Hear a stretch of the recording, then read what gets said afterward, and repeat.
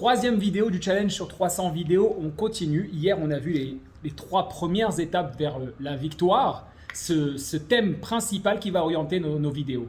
Nous avons vu effectivement le fait d'apprendre à remettre en question les évidences, ce qui nous permettent de croire que c'est comme ça et pas autrement. Est-ce qu'on a le droit de réfléchir à cela? Savoir écouter sa voix intérieure, c'était le deuxième élément, la deuxième étape importante. Qu'est-ce que je veux vraiment? Qui je suis? Identifier le moi et essayer de l'écouter, de l'entendre, cette petite voix qui parle en nous. Et être ouvert aux reconfigurations, ça veut dire accepter que lorsque je prends une décision, les choses ne vont pas se passer forcément comme je le veux et accueillir cette modification. Est-ce que ça suffit finalement? Alors est-ce que c'est tout? Évidemment que non. Évidemment que non, parce qu'il va falloir très vite passer dans l'action. Ça veut dire quoi passer dans l'action? La première chose, entre Bereshit et Lech Lecha, Vayera, les parachutes que nous sommes en train de passer, on découvre déjà tout de suite deux mitzvot, deux lois qui paraissent absolument pas évidentes. Je veux dire, presque limite, on peut se dire, mais qu'est-ce que ça change à ma vie? Et justement, le quatrième élément extrêmement important, c'est de prendre connaissance de notre condition, dans l'environnement dans lequel on vit. Une des mitzvot, si ce n'est la première mitzvah qui est donnée par la Torah, la première, je ne vais pas dire mitzvah, mais je vais dire plutôt le premier élément qu'il faudra prendre en compte, parce que tellement c'est important, c'est Shabbat.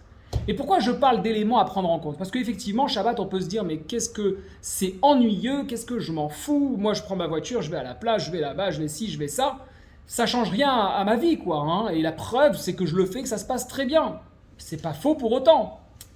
Lorsqu'on prend en compte la configuration dans laquelle on vit, on essaye de lire et de comprendre qu'est-ce qui se passe Shabbat. Est-ce que c'est le principe de ne rien faire, de tout arrêter? J'ai pas envie de dormir, voilà. Il s'est reposé le 7e jour, moi j'ai pas envie de me reposer, j'ai dormi lundi, mardi, mercredi, pourquoi je vais encore dormir Shabbat? Et vous auriez raison. Vous auriez raison dans cette réflexion. Essayons de voir les choses autrement. Si on réfléchit bien, Dieu ne se repose pas évidemment. Le Shabbat, il y a quelque chose qui se passe. On se rendra compte que chaque jour de la semaine, il y a des créations qui ont été faites, le ciel et la terre, les animaux, les beaux arbres et compagnie, jusqu'à l'homme le 6e jour. Shabbat, qu'est-ce qui a été fait? Le 7e jour, on a créé, le créateur du monde a créé le Shabbat. Sous-entendu que quoi? Que la création de ce jour, c'est lui-même, c'est ce jour-là. De là, on comprend quelque chose de fondamental. Le jour Shabbat, moi je l'appelle le jour zéro. C'est-à-dire quoi? C'est celui... on dit qui vaut Shavat Mikol Melarto, qu'on peut aussi lire, puisqu'il n'y a pas de ponctuation à la Torah, qui vaut, car lui, Shabbat, Mikol Melarto, c'est celui qui comporte à l'intérieur de lui tous les travaux. On entend par là des éléments que vous connaissez certainement, le principe des énergies. Shabbat comprend toutes les énergies de la semaine et de tout ce que vous voulez faire. Alors quand on parle pensée positive, conscience de soi, développement personnel, là les énergies on les a. Shabbat les comprend. C'est-à-dire que on peut faire Shabbat, et si ça se trouve, vous le faites même si vous pensez ne pas le faire. On peut faire Shabbat, ou du moins on peut commencer à faire Shabbat, en prenant le temps de méditer sur la semaine passée et en créant la semaine à venir. C'est pour ça qu'il y a une phrase qui dit « Ve'ata im shamoa tishmeu bekoli » si vous écoutez ma voix, Ushmartem et beriti, que vous gardez mon alliance, veitem lisgula mikola amim, ça sera une libération, ça sera une ségoula pour tous les peuples. C'est important d'écouter ce qui a été demandé et de les garder, sous-entendu les lois. Mais j'en profite un petit peu ici pour faire une transition sur la deuxième mitzvah.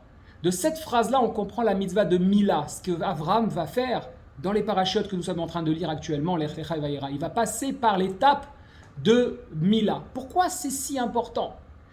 Si on parle de Brit Mila, de l'alliance de la Mila, on sait que ça consiste à enlever le prépuce, bon, c'est bien, mais Mila, c'est aussi un mot, c'est aussi autre chose. Et dans le principe de Mila, Akadosh Baruch Hu dit Vayar Hashem el Avram, Vayomer Elai, Ani kel Shakai, je ne prononce pas volontairement le nom de Dieu, Hitaler lefanai veye tamim.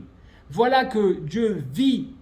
Il a paru à Abraham, Avram, sans le « et » encore, il lui dit « Je suis ce nom qu'El Shakai », qu'on prononce « El » d'un côté et « Sha » et « Dai » de l'autre, marche devant moi et sois intègre.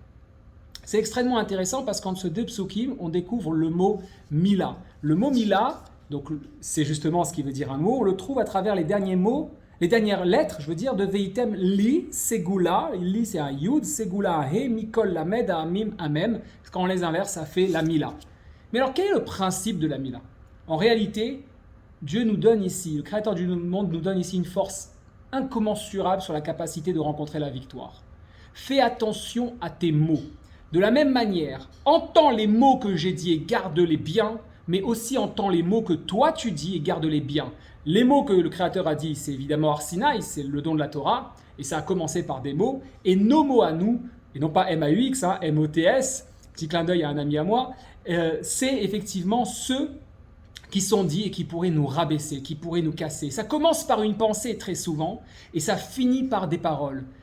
Comment on fait? On enlève le prépuce, c'est-à-dire qu'on va marquer de notre corps cette capacité d'arrêter. Comment on le sait? Vayar Hashem el Avram, Vayomer Elai Ani Kel Shaka. Il lui a pas dit je suis Yud Vavke, je suis Elohim. Il a dit je suis celui qui arrête, qui stoppe. Sous-entendu, quand je stoppe, je maîtrise.